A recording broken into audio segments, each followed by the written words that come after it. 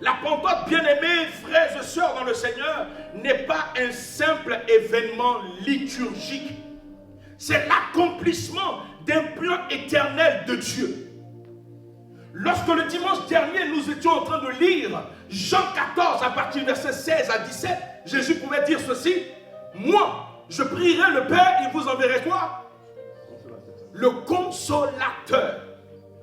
Mais quand Jésus le dit, Jésus était en train de confirmer déjà une prophétie qui avait déjà été annoncée. Par qui? Qui lit la Bible de façon courante. Cette prophétie était confirmée par quel autre? Ésaïe. Après. Joël. Je te donne une indication. Joël. Joël 2. Joël 2. Qui complète? Joël 2. Non. Joël 2. 28. Joël 2, 28. Où Dieu va inspirer Joël à prophétiser. Joël va dire quoi? Dans les derniers temps, je répandrai mon esprit sur toute chair. Vos fils et vos filles prophétiseront. Vos jeunes gens auront des visions. Les vieillards auront des songes. En ce temps-là, les servantes et les serviteurs, je répandrai de mon esprit. Cette parole-là venait d'être confirmée par Jésus quand il dit: je prierai le Père qu'il vous enverrait le Saint-Esprit, le Consolateur. Il confirme. Maintenant, la parole va rentrer dans sa phase d'exécution dans Actes des Apôtres, là où nous sommes en train de lire. Souvenez-vous, lui disait tout à l'heure dans Ésaïe, effectivement, Ésaïe avait prophétisé. Dans Ésaïe, il disait: un fils vous est né. Mais avant qu'il dise un fils vous est né, ça c'est dans Ésaïe 9. Mais quand vous arrivez à Ésaïe 7, il dit ceci: il y a celui qui viendra de par une femme, une jeune femme. On l'appellera Emmanuel. Dieu est avec nous. Au départ, Dieu n'était pas avec eux. Dieu n'habitait pas avec eux. Dieu, on le transportait, mais il n'habitait pas. Maintenant, lorsque l'Esprit arrive, l'Esprit vient habiter en toi. Emmanuel, Dieu avec nous. Il est avec toi constamment. Chaque jour, Emmanuel est là. Chaque matin que tu te réveilles, Emmanuel est là. Tu sais pourquoi? Parce que tu l'as accepté comme ton Seigneur et ton Sauveur personnel. Donc Emmanuel est en toi. Emma.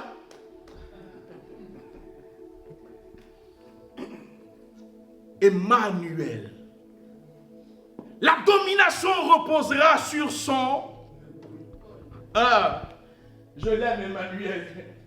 Je ne sais pas si tu l'aimes comme moi aussi. Emmanuel. Alors il vient confirmer la prophétie de Joël. Jésus lui-même va amener cette portion d'écriture dans une autre dimension. Il va dire à ses disciples, je voudrais que tu lises avec moi, dans Luc 24, le verset 49. Luc 24, 49. Luc 24, 49. Ma fille, tu as trouvé? Luc 24, 49. Je vais t'aider. Luc 24. Regarde. Luc 24, le verset 49. Luc 24, j'ai dit quoi? 49. Tu as trouvé? Vas-y. Et voici. J'enverrai sur vous. Et là, qui parle? Jésus. Continue. J'enverrai sur vous ce que mon Père a promis. J'enverrai sur vous ce que mon Père a promis. À quel moment le Père a promis? Dans Joël 2, comme on vient de le dire. Joël 2, Dieu promet, en passant par Joël, disant que dans les derniers temps, je répandrai. Et Jésus va dire, j'enverrai sur vous ce que mon Père a promis. Oui. Mais vous, restez dans la vie jusqu'à ce que vous soyez... Mais vous, à qui il s'adresse? Il s'adresse à ses disciples. Il dit à ses disciples, ne vous éloignez pas. Ce fragment de texte va rejoindre le livre de Actes 1 au verset 8. Continue. Jusqu'à ce que vous soyez revêtus de la puissance d'en haut. Jusqu'à ce que vous soyez revêtus de la puissance d'en haut. Le dimanche dernier, on a parlé du paraklétos et on a parlé du dunamis. Là, ce n'est pas paraklétos, mais c'est dunamis. Reprends encore. Restez dans la ville jusqu'à ce que vous soyez... Restez dans la ville. Ils étaient dans quelle ville? Merci maman. Dans la ville de Jérusalem. Ensuite il dit quoi? Ne vous éloignez pas. Restez là, n'est-ce pas? Continue. Jusqu'à ce que vous soyez revêtus de la puissance d'en haut. Jusqu'à ce que vous soyez revêtus de la puissance d'en haut. Donc ce qui voudrait dire qu'ils n'étaient pas encore revêtus de la puissance d'en haut. Pourquoi? Parce que l'esprit n'était pas encore descendu. Mais quand l'esprit descend, quelque chose d'extraordinaire se produit. Retournons maintenant dans l'Acte des Apôtres. Je vais aller vite. Je suis en train de vous faire voyager. Un voyage biblique.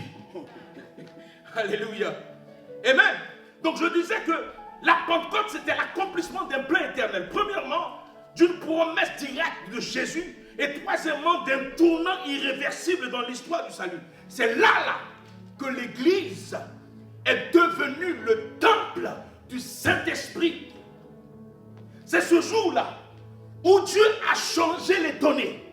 Avant, il fallait aller jusqu'à Jérusalem pour adorer. C'est pour cela que quand il a rencontré la Samaritaine, il lui a dit ceci. Vous adorez quelque chose que vous ne connaissez pas. Mais nous adorons ce que nous connaissons. Le temps vient et il est déjà là où les vrais adorateurs adoreront le Père en quoi? En esprit et en vérité. Cela voudrait dire que tu n'auras plus besoin d'aller à Jérusalem pour adorer. Il te faut simplement accepter Jésus comme ton Seigneur et ton sauveur personnel. Tu deviens un temple ambulant. Le temple de Dieu dans le temps était composé de 3 parties. Vous avez le parvis extérieur, vous avez le lieu saint et vous avez le lieu très saint. De même, ton corps devient la composition du temple. Ton corps est le parvis. Ton âme est le lieu saint. Et ton esprit en toi est le lieu saint des saints, le très saint. C'est par ton esprit que tu communiques avec Dieu. C'est par ton esprit que tu es en relation directe avec Dieu. C'est par ton esprit que tu as une intimité avec Dieu. C'est par ton esprit. Il dit, il change les données. Tu n'as plus besoin d'être parmi 4 murs pour aller jusqu'à Jérusalem. Ton corps est devenu le temple du Saint-Esprit. Tu es devenu un sacrificateur ambulant. Il n'y a pas de temple sans sacrificateur. Il y a sacrificateur lorsqu'il y a un temple. De la même manière qu'une offrande est valable lorsqu'il y a un autel, de la même manière, le sacrificateur, il a du poids lorsqu'il est dans son temple. Alors que Dieu fait de toi un sacrificateur ambulant. Dans le livre de Apocalypse, il dira, vous êtes une nation sainte, un sacerdoce royal, n'est-ce pas? Vous êtes quoi d'autre encore, il a dit? Un peuple de sacrificateurs. Le peuple de sacrificateurs, effectivement, à cause de ce que tu es devenu le temple de Dieu, tu peux présenter ton sacrifice étant le sacrificateur de ta vie. Ne te néglige plus. Tu es un vrai prêtre, une vraie prêtresse. Est-ce que tu le sais? Parce que ton corps est devenu le temple du Saint-Esprit. Est-ce que tu crois que ton corps est le temple du Saint-Esprit? Mon corps est le temple du Saint-Esprit. Et regardez bien, lorsque dans l'ancienne alliance, le sacrificateur devait aller présenter l'offrande à Dieu, on ne devait trouver rien d'anormal sur lui. Ni boisson enivrante, aucun péché. Sinon, tu rentres, tu ne ressors pas. Si tu rentres, tu meurs. Si on constate sur toi qu'il y a un péché quelconque. De la même manière, je vais attirer l'attention de quelqu'un. Ton corps est devenu le temple du Saint-Esprit. Donc de par ton corps, tu dois pouvoir bien garder ce corps, de sorte à ne pas mettre n'importe quoi dans le temple de Dieu qui est ton corps. Ton corps qui est le temple ambulant ne peut pas se retrouver partout. Tu ne peux pas prendre le corps où Emmanuel est avec toi, te retrouver en boîte, en train de jouer avec Emmanuel, avec quelqu'un d'autre. Imagine un peu, tu es dans une boîte de nuit, et tu es avec Emmanuel. Dieu est avec toi. Et toi, tu prends Emmanuel et vous êtes en train de zouker. Je ne parle pas de ma fille Emma. Vous zoukez avec Dieu. Toi, tu zoukes avec Dieu en boîte. Toi, tu vas dans des endroits qui ne sont pas appropriés. Pourtant, tu dis que ton corps est le temple du Saint-Esprit. C'est dans ton corps que va se retrouver la cigarette. Alors que la cigarette définie par les hommes qui sont des spécialistes et des scientifiques, ils disent que chaque bouffée de cigarette d'air que tu prends, c'est pratiquement près de 1 minute de ta vie que tu abrèges. Dans le temple de Dieu, il y avait l'encens. Peut-être que c'est ton encens dans ton temple.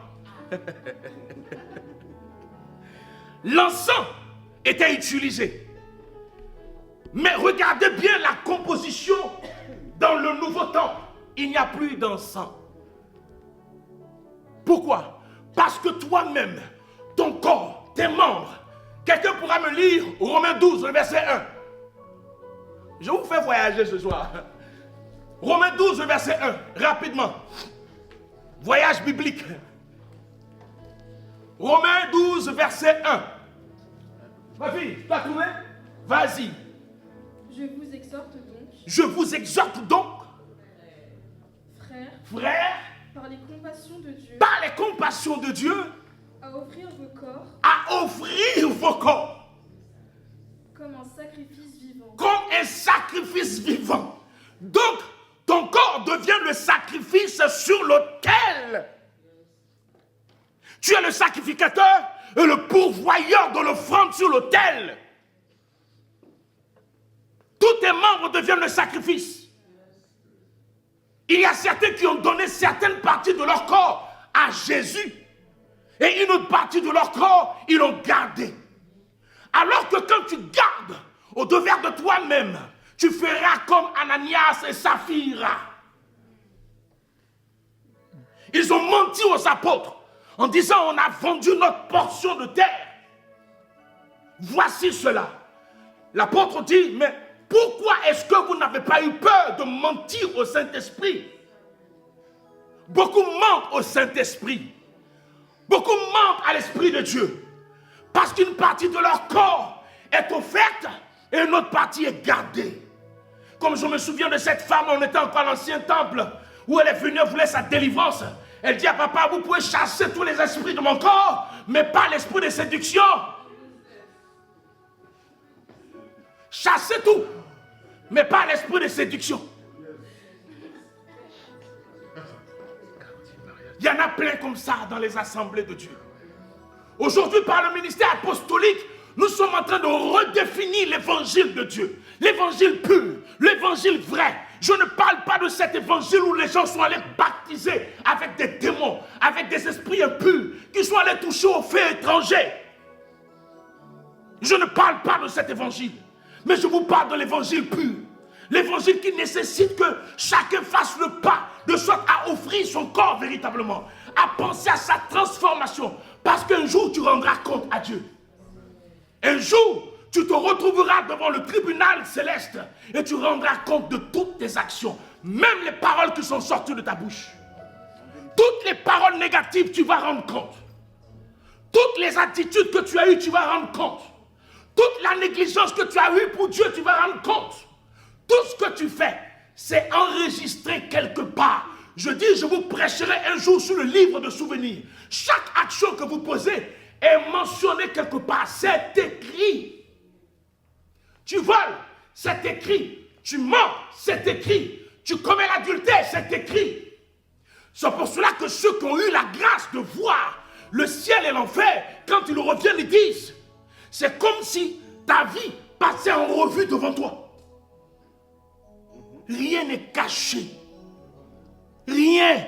Même si tu estimes que pour le moment, personne ne te voit. Tu te caches dans tes micmacs, dans tes couloirs, en train de poser des actions. Tu penses que tu dribbles Dieu. Tu ne peux pas le dribbler. Il est le meilleur des buteurs. Et le meilleur des arbitres. Il est avantageux pour toi d'avoir l'arbitre Dieu avec toi que de chercher à plaire aux hommes. L'apôtre Paul a pu dire, je plaisais encore aux hommes, cela signifiait que je ne suis pas apôtre de Jésus-Christ. Je ne cherche pas à plaire à un homme. Je ne cherche pas à plaire à une femme. Dans l'œuvre de Dieu, on ne fait pas plaisir à un homme. Parce que dans cette histoire, chacun d'entre nous, nous allons rendre compte à Dieu. Amen. Tu vas rendre compte. Amen. À quoi ça sert? En marchant de sorte à ne pas avoir la conscience du salut. Tu marches, mais tu ne te poses pas la question de demain. Qu'est-ce qui va se passer? Si tout de suite l'ange de la mort te visite, est-ce que tu es sûr que tu iras directement dans le sein d'Abraham? Comment tu vis ta vie? Alors que tu as le Paraclétos avec toi. Et tu joues avec le Paraclétos. Tu vis comme s'il n'était pas présent. Tu te comportes comme s'il n'était pas là. Pour toi, sa présence est égale à son absence. Ou bien c'est parce qu'il est invisible. Frère, toi tu ne le vois pas, mais moi je le vois. L'Esprit de Dieu est visible pour ceux qui le connaissent. Je le verrai comment? Je le verrai dans ton attitude. Je le verrai dans tes actions. Je le verrai dans ton comportement. C'est comme ça que je verrai l'Esprit de Dieu. Comment tu es fait voir? Est-ce que les fruits qui émanent de toi sont des fruits de lui? Les fruits de l'Esprit de Dieu.